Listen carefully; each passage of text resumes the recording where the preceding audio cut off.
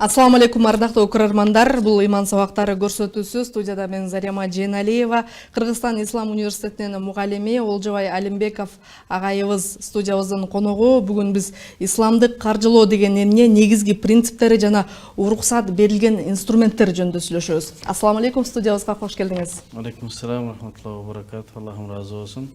Кудайым ишиңизге ийгилик берсин, чакырганыңыздарга рахмат. Чоң рахмат. Исламдык каржылоонун принциптери, анан чектөөлөрү жөнүндө кененирээк айтып өтсөңүз. Негизи биздин ислам каржылоо же болбосо ислам принциптери менен иш алып баруу соода сатыктагы эң негизги нерселер шариатта тыюу салынган баягы сүткөрлуктан сактануу эң негизгиси. Анан ортодогу эки алуучу менен сатуучунун ортосундагы ыраазычылык, ушул биздин эң негизги ислам принциптериндеги талаптар болуп, биз азыркы мезгилдеги ошол иштеп аткан маселелердин бардыгы ушул эки нерсеге негизделген дагы. Адамдардын арасында низа, бири-бирине болгон каршылык, көрө албашчылык же болбосо таарыныч болбош үчүн муну шариаттын талаптарын иш кыла турган болсо, ошол ийгилик болот деп ойлойм иншалла. Эмне үчүн ислам дини сүткөрлүккө тыюу салган? Анан жана бул тууралуу Куранда, хадистерде эмнелер айтылган? Сүткөрлүк боюнча чындыгында ислам дини каршы чыкканчалык эч бир башка дин каршы чыкпаса керек. Себеби шариятыбыздагы сүткөрлүккө болгон душмандык, сүткөрлүккө болгон каршылык бизде өтө күчтүү. Бизде Куранда Аллах Тааланын аяттарында бул сүткөрлүк боюнча көптөгөн аяттар келген, жана пайгамбарыбыздын хадистеринде мисалы Аллах Табарака ва Таала Бакара сүрөсүндөгү аятта халаллахул бай'a ва харрама риба, Аллах Табарака ва Таала сооданы адал кылды да сүткөрлүктү арам кылды деп экөөнү эки бөлүп караган. Андан башка дагы Бакара сүрөсүндө фa'зану би харбин миналлахи ва расулих, Аллах Таала ошо сүткөрлүк кылгандарга Аллахтын жана пайгамбардын согушу болсун деген. Ушундай оор аяттар биздин Куранда келген, жана пайгамбарыбыздын хадистеринде дагы Ибн Мас'уд радыйаллаху анху риваят кылган, пайгамбар саллаллаху алейхи вассаламдан риваят кылып айтат, ошол сүткөрлүктан желген акчага лаанат болсун, анын ошол өкүл болгонуна, анын күбө болгондоруна, анын жазгандарына дегеле ошол сүткөрлүккө байланыштуу болгон бардык нерселерге лаанат болсун деген пайгамбарыбыздын хадистери. Дегеле бул боюнча бизде ислам булактарында маалыматтар көп. Ошондой эле бизге негизи биз мусулмандар Куран менен хадистен түз өкүм алганга биздин азыркы мезгилде мүмкүнчүлүгү биз ошон үчүн жанагы мазхаб кармашыбыз керек, ханафи мазхаб дегендей. Ошол бизге түзүлүп берилген система, ошол ханафи мазхабта бүтүндөй аяттардан, Курандардан алып, акыркы бизге болгон өкүмдү, эрежени түзүп берген. Ошого имам Az-Zayla'i деген бизде ханафи мазхабтагы чоң аалым бар. Өзүнүн Табийин хакайык, Шарху Канзи Дакайык деген китебинде бүтүндөй аалымдар рибанын же болбосо сүткөрлүктүн арам экендигине бир ооздон келишишти деген бар. Ушул аяттар негизинен бизге далил болуп, жана аалымдардын сөздөрү далил болуп берет. Сүткөрлүк динибизде четке кагылган нерсе. Анын зыяндуулугу боюнча айтат, чындыгында сүткөрлүктүн зыяндуулугу өтө көп. Себеби сүткөрлүктүн барып эле бир адамдар өтө көп байып кетет дагы, бир адамдар өтө кем багалдыкка учурайт. Дүйнө жүзүндө бул тенденция өтө өсүп аткан мезгил. Азыр колунда бар жанагы чоң фирмалар баардык сүткөрлүк менен кирип, адамдарды жадагасы мамлекеттерди карызга коюп койгон учурлар бар. Ошон үчүн шариятыбыз ушуну түк тамырынан арам кылган. Ошол сүткөрлүктү азайтууга кандай сунуштарды берет элеңиз? Ислам келгенге чейин сүткөрлүк кеңири таралган жер бетинде. Сүткөрлүк деген ошо бирөөнүн акчасын себепсиз алуу. Бирөөгө сүткөрлүктүн ар кандай түрлөрү бар. Ал адамдарга сүткөрлүктүн түрлөрүн үйрөтпөй эле коелу. Негизи сүткөрлүк бар түп тамыры менен арам болгондо исламга чейин эле бул соода жүрүп келген. Ислам келгенден кийин муну түп тамыры менен арам кылып жокко чыгарган. Эмне себептен жокко чыгарган себеби бул жерде бирөөлөрдүн акчасын мындай себепсиз алуу. Мисалы үчүн бирөө карызга берет, бир айга мынча акча кошуп бересиң. Ошо кошулуп аткан акча эмнеге? Себепсиз эле алынат. Эмесе бул сүткөрлүктүн ошол исламга чейинки түрлөрүнөн бири. Кийинтери азыркы банктарда ушул нерсе кеңири таркалган. Эми ошонун альтернативасы же болбосо ошонун каршысында адамдарга пайда бере турган нерсе барбы десе, эми бизде жанагы жогоруда аятта айтып кеткендей эле халаллахул бай'a. Эң жакшы нерсе бизге сооданы Аллах Таала адал кылды. Ошол соода менен адамдар акча таап иштесе болот. Анан сүткөрлүктөн алыс болуш керек. Анан эми азыркы мезгилде көптөгөн банктарда же болбосо жеке бир фирмаларда ушундай кредитке же болбосо сүткөрлүккө акча берилип калат. Адамдардын көбү кызыгып ошондон акча алат. Себеби муктаж болуп аткандар бар. Бир өзүнүн муктаждыгын чечүү үчүн, азыр эми той өткөрүү үчүн деле, баласын үйлөө үчүн деле, аш өткөрүү, 70 жылдык, 60 жылдык өткөрүү үчүн деле ошол банктардан кредит алган абалдар болуп атат. Бул акыры барып эмне адамды кембагалдыкка ошол эч качан ошол кээ бир гана чоң фирмалар, чоң бизнесмендер гана ошол бир аз пайда таап кетпесе, калган адамдардын бардыгы проблемага түшөт да, бир мүшкүлгө түшөт. Себеби анын арты ошого ошонун бирөөнүн акчасын алууга курулган нерсе да. Эми бизде исламда ошонун маңдайында эле бизде мурабаха деген, мудараба деген атайын шариятта уруксат берилген соодалар бар. Мисалы үчүн азыркы мезгилде Кыргызстанда көптөгөн банктарда ошол соодалар бар, ишке ашып калды, ислам терезелери ачылды. Ошол мисалы үчүн эң кеңири тарап аткан азыркы банктарда мурабаха деген соода бар. Ошол мурабаха менен адамдар азыр ошол альтернатива катары колдонсо болот да. Мурабаха деген нерсе, эгерде бир адам үй алган атат, мисалы үчүн $20,000 үй алган аткан болсо, $20,000 азыр үй алганга мүмкүнчүлүгү жок. Анан ал эмне мүмкүн $10,000 бар же $5,000 бар, ошону анан жанагы ислам терезесине келет. Ислам терезесине келет дагы, мен ушул үйдү сатып алмакчымын десе, банк ошол үйдү сатып алат.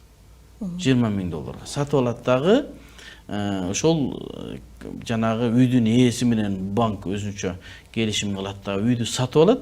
Андан кийин сиз баргансыз, мен бул үйдү сатып алайын деп. Эми сизди банк үйдү кайра сизге сатат. Баягы банк аны сатып алгандан кийин мага бир мөөнөткө анан кайра үйдү сатат. 5 жылга, 4 жылга, 3 жылга. Эми 3 жылга өзү сатып алган баага сизге сатпайт. Себеби алда пайда көрүш керек. Мурабаха деген нерсе өзү пайда көрүү. Анан мен айтам да, макул сен өзүңдүн пайдаңды көр дагы, мага 5 жылга бөлүп төлөөгө мүмкүнчүлүк бер. Мен иштеп 5 жылда төлөйүн дейт, анан ошону наценка деп коет, банктын өзүнүн койгон баасы болот. Мүмкүн $20,000, мүмкүн 24,000 же болбосо $25,000 болушу мүмкүн. Аны $25,000 менен тиги адамга сатат, ал 5 жылда бөлүп берет. Мына ушул шариатка ылайык келген соода. Бул жерде жанагы сүткөрлүктөн алыс, сүткөрлүктө ал мисалы төлөй албай калса күнүнгө пения жанагы туумдар өсүп турат дагы, акырында эмне баягы үйдөн дагы койгон, күрөөгө койгон мүлкүнөн дагы ажырап калышы мүмкүн. Ал эми ислам принциптеринде андай нерсе жок. Ооба, ошол эле мезгилде дагы эгерде ошол 5 жылга бөлүп төлөп аткан үйдү ар бир айда мынчадан төлөйсүң деп бөлүп берет да. Ошол бөлүп берген мезгилде төлөй албай калсачы, эми жашоо ар кандай да. Сен бир нерсени ойлоп ушу менен төлөйм дейсиң, бирок бизнес аркага жылып калышы мүмкүн, убадаланган акча болбой калса артка кетип калып, мөөнөттө төлөй албай калса эмне болот деген маселе бар. Ушул жерде штраф десек туура эмес болуп калат. Баягы банк клиенттин же болбосо кардардын өзүнө милдеттеме кылдырат. Эмне дейт? Мен кокустан ушул айдан кечигип төлөй албай калсам, мен өз эрким менен мынча ошол бааны бекитилет, мынча акча мен төлөп берем. Аны банк албайт. Эгер ошону банк алган болсо, анда сүткөрлүк болот. Себеби баягы негизги баага акча кошкондук үчүн. Аны эмне кылат? Мажбурлук түрдө атайын кайрымдуулук фондуна кетет. Башкача айтканда, адам өзүнө өзү клиент убадага бекем туруш үчүн өзүнө милдеттеме алат. Мен төлөй албай калсам, кайрымдуулукка акча сарптаймын деген. Эми биз ушуну азыркы мезгилде Кыргызстандагы ошол ислам терезелесинде иштеп аткан устаздарга, башкаларга бир сунуш кылып атабыз. Ушуну мүмкүн Нацбанкка ушул бир сунуштар болуп, ушул жанагы милдеттеме, кардарга болгон милдеттеме алынса бир аз жеңилдик болот. Себеби адам кеч калып калуусу мүмкүн деп. Бирок эми азыркы мезгилде ушуга уруксат берилип кетет, ошол төлөнүлөт. Буну дагы азыркы мезгилдеги дүйнөдөгү эң чоң аалым Шейх Такы Усмани деген аалым бар, Ханафи аалымы. Ошол адамдын, ошол аалымдын сөзүнүн негизинде жана азыркы мезгилде Кыргызстанда иштелип жаткан IOFI стандартында көргөзүлгөн эреже менен ошону дурус деп азыр айтып атабыз, убактылуу гана. Мүмкүн бир келечекте бул нерселер алынса, кардарга бир пайда болот. Бирок бул сүткорлукка кирбейт. Бул бардыгы мажбурлук түрдө неге кетет? Кайрымдуулукка кетет. Эмне себептен ошону милдеттүү кылып атабыз десе, Шейх Такы Усмани айтат, ошол антпесек адамдар убадасына турбай калды. Мисалы үчүн мен мурабаха акча бердим, ал төлөбөй жүрөсүн, 2 ай 3 ай төлөмөй эмне кылышым керек? Менин арка бизнесим аркага кетпеши керек. Ошон үчүн ушундай милдеттеме коюлган. Бөлүп төлөө шарты менен бир мүлк алган болсо, ошого сиз айтып өттүңүз наценка деп. Ошол наценканын баасы анык болобу же ал өзгөрүп турабы? Наценканын баасы анык болот. Анык болот. Эгерде принцип ислам принциптерине ылайык анык болуш керек. Анык болот. Анык болбосо болбойт. Анык болот. 12%, 14%. Дагы ушул жерде бир нерсени айтып кетейин. Кээ бирде адамдар сурап калып атат да, эмне себептен 14%, эмне себептен 16% ислам терезесиндеги наценкалар башка жанагы традиционный эмне дедиңиз кыргызчасы? Салттуу банктарда арзан болуп атпайбы дейт. Ооба. Арзан болуусу мүмкүн, бирок анын аркасында капкан бар. Кандай капкан? Банктагылар ушундай укмуш адамдарды алар эсептеп чыгат. Доллардын өсүүсү кандай болуп атат? Дүйнөдө баалардын өсүү тенденциясы кандай кетип атат? Сенин айлыгың канча? Баардыгын текшерип чыгат. Анан карайт, айлык биздин айлыгыбыз көтөрүлбөй эле турат да, бирок ошол мезгилде ун кымбаттап атат, продукт кымбаттап атат, доллар кымбаттап атат. Демек сенин тапкан акчаң сен кредитти алып аткан мезгилде эсептесең туура келет. 86-70 болуп атабыз доллар. Азыркы менен эсептесең, бирок 5 жылдан кийин ал канчага доллар чыгып кетет билбейсиз да. Аны ошону берки банктар ошону карайт да, бул доллар өсүп атат, баа кымбаттап атат, айлык ошол бойдон турат. Демек биз адамдарды ишке алыш үчүн арзаныраак баа менен кое беребиз, кийин пения менен аны чыгарып алабыз деген алардын аркасында капканы бар. Адамдар биринчи алданат да, анан барып туруп ошол жанагы арзаныраак экен, исламий терезеге караганда деп алат. Алар аны максат кылган эмес, алар пенияны. Бир айда жанагы акчаңыз, айлыгыңыз көбөйгөн жок, ошол эле турат, доллар кымбаттады, продукты башка азык-түлүк кымбаттап атат. Сиз тапкан акчаңызды жер менен башыңыз менен жер кассаңыз деле жеткизе албайсыз да, төлөй албай каласыз да. Анан пенияга түшөсүз. Анан ошол пениядан ошол бир карасаңыз 5 жылдан кийин жанагы 10%, 9% менен алган кредитиңиз 30, 40, 50%ке чейин өсүп кеткен болот. Ислам принциптеринде андай нерсе жок. Бул ислам принциптери менен каржылоонун бул артыкчылыктарына токтоло кетсеңиз, анан дүйнөлүк практикада канчалык орду бар? Азыркы мезгилде дүйнө чындыгында Саудия мамлекети, Катар болсун, Кувейт, Иордания, Малайзия,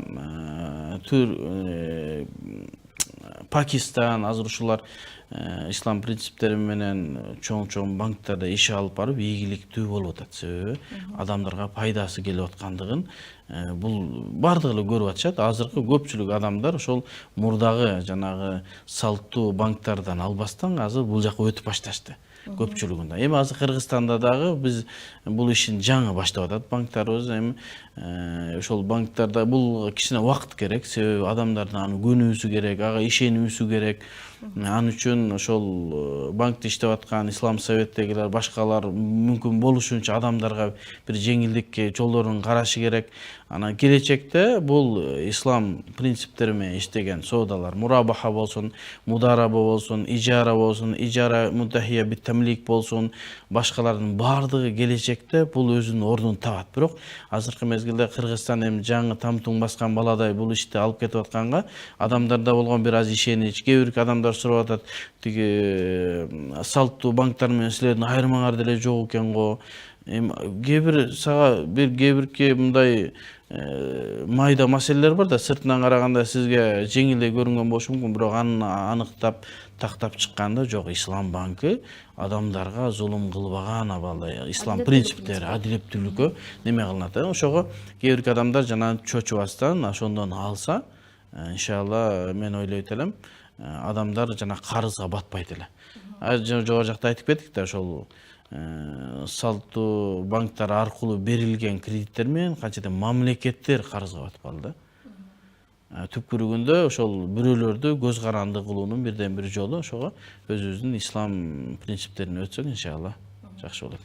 Финанс адистери баягы каражатты банкта сактоо баягы ишенимдүүрөөк деп айтышат эмеспи? Анан бул жерде суроо, депозит баягы колунда бар адамдар каржысын көбөйтүү максатында же болбосо сактоо максатында депозитке акчасын сактай алабы? Биздин Кыргызстандагы банктарда жаңы иштелип башталган ошо ислам принциптерине туура келген азыр бизде мудараба деген соода бар. Мудараба деген бул ошол жанагы эки тараптан болушу мүмкүн, же банк тараптан, же кардар тараптан.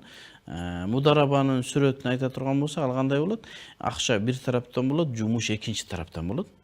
Анан ортодон түшкөн акчаны келишимдин негизинде бөлүп алат. Эми ал жерде өзүнүн шарттары бар. Эгерде күйүп кетсе кандай болот, банкрот болсо кандай болот, анын баардыгы адилеттүүлүк менен чечилинген. Азыркы мезгилде жаңы иш баштап атат мудараба. Эгерде бир адамдар ошол акчасын, бар акчасы, бирок убактысы жок ал иштеткенге, ошол банктарга берсе, исламий принциптеринде ошол жерде банк ал акчаны иштетет дагы, анан кийин ошол жерде келишимге мүмкүн 50-50 бөлүшүшү мүмкүн түшкөн пайданы. Негизги расул мал дейт, негизи акчага тийбестен түшкөн акча бөлүнөт да.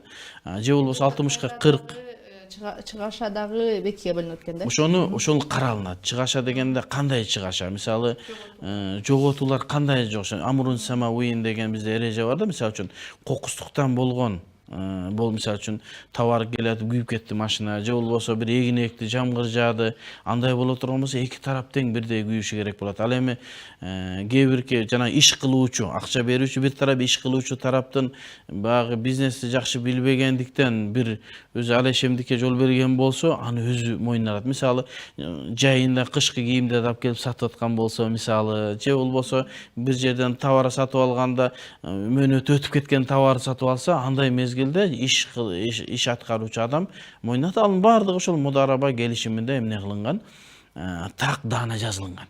Кимдер кандай, баардыгы адилеттүү түрдө. Анан адамдар акчасын банкта сактоону каалайт. Себеби эң коопсуздук же коопсуз деп ойлойт да. Эми азыр үйүңө койсоң, азыр Кудай сактасын, ишенич жок. Ошон үчүн банкта сактоо. Эми ошол банкта сактаганда кандай сактоосу керек? Эми азыркы мезгилде бизде банктарга сактасаң болот, бирок банк аны иштетет. Ошону банк иштете турган болгондон кийин ал банк сенин акчаңды кандай иштетип атат, кайсыл жакка иштетип атат, ошону көзөмөлдөө биздин азыркы мезгилде оор болуп атат. Ошого азыр жаңы ушул акчаны сактоо боюнча Кардул Хасан деген өзүнчө неме счет ачылынган. Бир адам өзүнүн акчасын, адал акчасын сактаганга банкка кое алат, аны карызга берет дагы, андан пайыз пайда көрбөйт. Болгону сактап, аны банк арам эмес, адал жака иштетет. Башкача айтканда, аны ошол Кардул Хасандын ошол атайын коюлунган шарттары бар. Мен акчаны коёмун, ушул акчаларым арак сатылган жакка иштелинбесин, бул сүткорлукка берилбесин деген мисалы үчүн шарттары бар. Ошол менен адамдар ошо Кардул Хасан шотунда өзлөрүнүн акчасын сактаса болот. Анан мурдарактагы анан жөнөкөй жанагы банкта да өзүнчө кое турган жерлер бар экен да. Сен пайда банк иштеткенге койгон акчаң бар, анан жок иштетпей жөн эле сактап бер дейт. Ал сактап бергенине акча төлөйсүң. Ошол жөн эле иштетпей сактатканга дагы дурус. Ошол менен дагы өзү акча төлөйт. Мисалы үчүн 1 жыл төлөп сактап берет, 1 жыл акча төлөйт. Же болбосо ошо кардыл хасан менен, ал кардыл хасанды банк иштетет, бирок адал жакка иштетет. Азыркы мезгилде биздин ушу банкта да ушул чоң маселе көтөрүлүп атат. Ошол өзүнчө кардыл хасандын жанагы сандыгы өзүнчө болсо, аралашпастан жалпы банкка деп сунуштар болуп атат. Мүмкүн ошону ишке ашып кала турган болсо, адамдар коркпостон ошол кардыл хасанга өзүнүн шотторго өзүнүн акчасын койсо болот. Жакшы. Анан баягы дүйнөлүк чоң өлкөлөр ислам принциптери менен каржылоодо кайсы бир система менен иштешет, өзлөрүнүн иштелип чыккан. Анан Кыргызстан кайсыл өлкөнүн системасы менен иштеп атат, ошол боюнча айтып өтсөңүз. Азыркы мезгилде бүтүн дүйнөдө ошол IOFI деген стандарт бар. Ошол атайын иштелип чыккан ислам принциптерине ылайык соода саттыктын закондору десек туура, статьялары. Азыр дүйнөдө бардык жерде ошо IOFI стандарты менен иштелип атат. Азыр биздин Кыргызстанда дагы ушул стандарт ишин улантып, ошол башталгандан бери ислам принциптери менен банктарда иш башталгандан бери IOFI стандарты менен башталып кетет. Эми ошого сунуш катары эми IOFI стандарты түзүлгөндө ар кандай аалымдардын, ар кандай мазхабтардын пикири менен түзүлгөн система.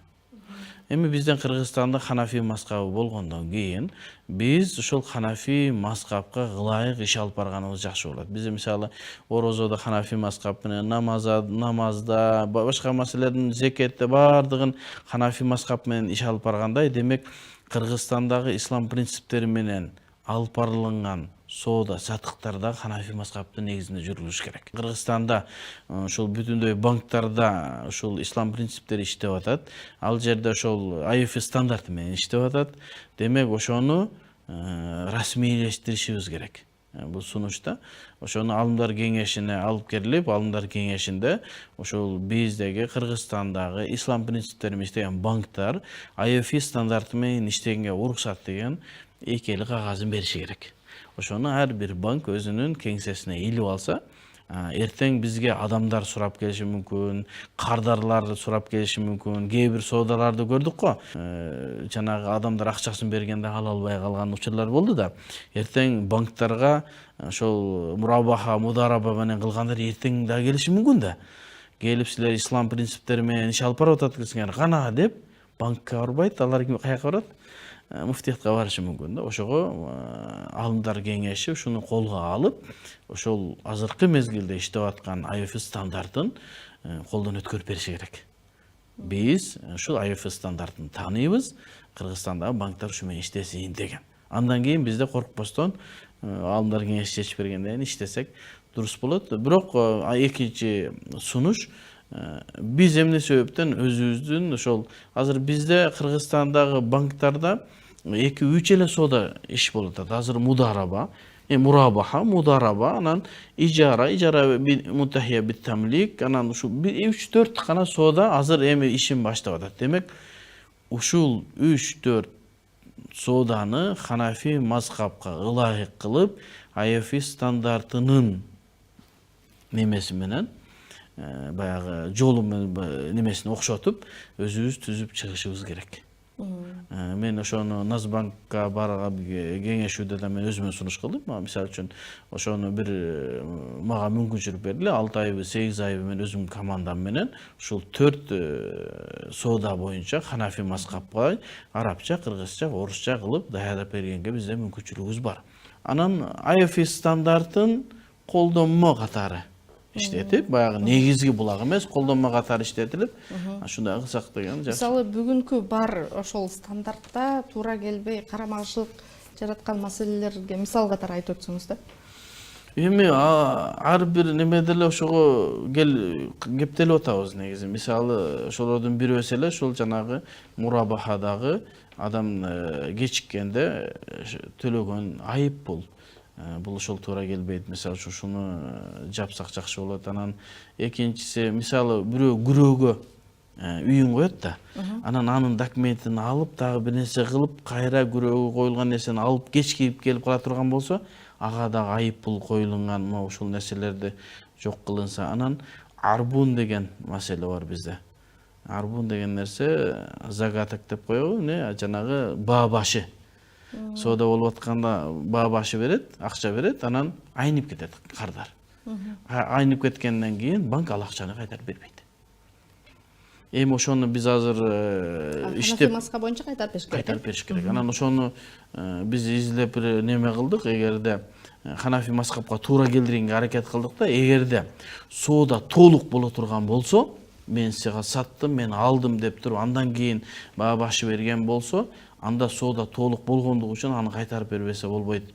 Кайтарбаса акысы бар деген немени киргизилдик. Анан экинчиси, эгерде убадалашуу боло турган болсо, али келишим мен саттым, мен алдым деген эмес, келишим мен анда ойлонуп көрөйүн, аламын деп баа башы берген болсо, бул убадалашуунун акчасын кайтарып бериш керек деген немелерди киргизип атабыз. Негизи бар маселелер бар. Эми 100% АЭФ стандарт ханафи мазхабка каршы келбесе дагы кээ бир маселелер бар. Көрөрмандан келген насыяны адалдаштыруу жолу барбы? Анткени динге тыюу салынганын билсек дагы алганга мажбур болуп алганбыз. Дээрлик көп адамдарда деле кредити бар экендигин айтып келишет.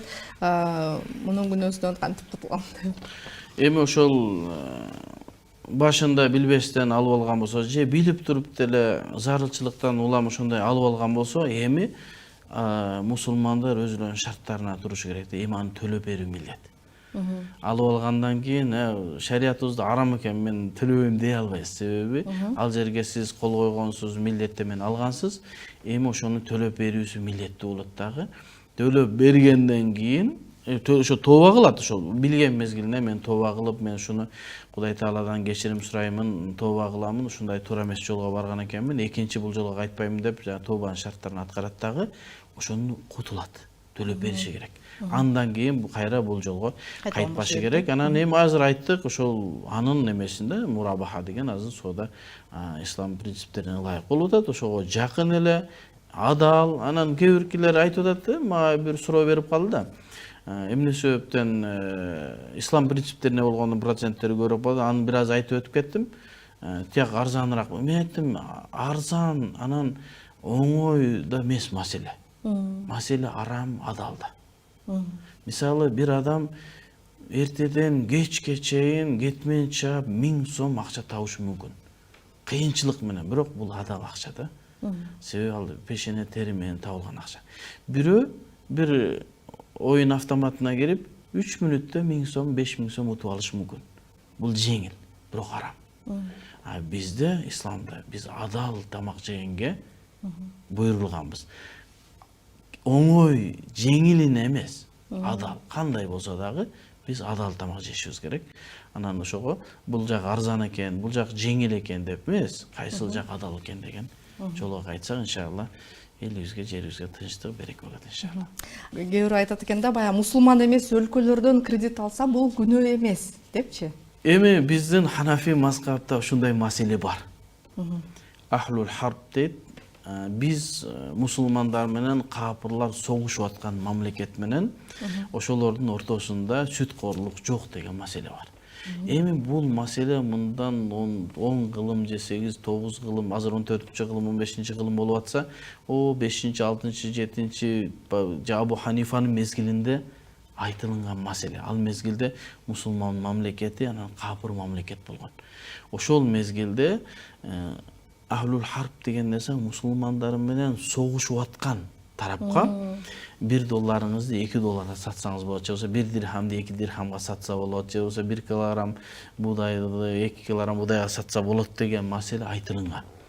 Эми бирок бизде фикх деген маселе бар да, ар бир абалга карап фатва берилиш керек да. Азыркы мезгил менен ал мезгил башка.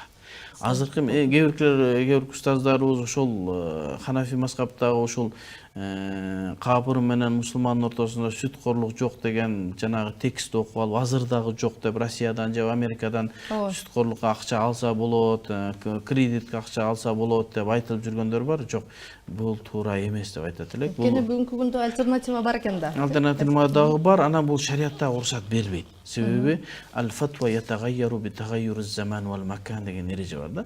Фатва замандын, убакыттын өзгөрүшү менен өзгөрүп турат. Ал деген ошол мезгилде ошол уруксат болунган, азыр уруксат эмес. Бул боюнча дүйнөдөгү эң чоң алымдардан Шейх Такуи Усмани менен адашпасам, Шейх Мустафа Зарка, андан кийин дүйнөдөгү эң улуу ханафи алымы Салах Абул Хаж дегендер азыркы мезгилде дүйнө жүзүндөгү кайсыл жер болбосун, капыр мамлекетпи, мусулман мамлекетпи сүткорлукка акча алууну арам деп айтат. Дурус эмес деп. Мурдагы мезгил менен азыркы мезгилде айырма болду. Ал мезгилде ошо уруксат берилгендиги себеби ал жерде согуш болуп аткан, алардын малы да жаны да адал болгон мезгилде сүткорлуктагы адал деген өкүм берилген. Азыр заман өзгөрдү. Алла. Кызыктуу маегиңиз үчүн ыраазычылык билдиребиз. Ушуну менен көрсөтүүбүз соңуна келип жетти. Бүгүн студиябызда конокто Кыргызстан Ислам университетинин мугалими Олжобай Алимбеков агайыбыз болду. Биздин көрсөтүүлөрүбүздү Азия ТВ телеканалынын YouTube каналынан көрсөңүздөр болот. Кийинки көрсөтүүдөн көрүшкөнчө аман туруңуздар. Ассаламу алейкум ва рахматуллахи ва баракатуху. Аллах разы болсун.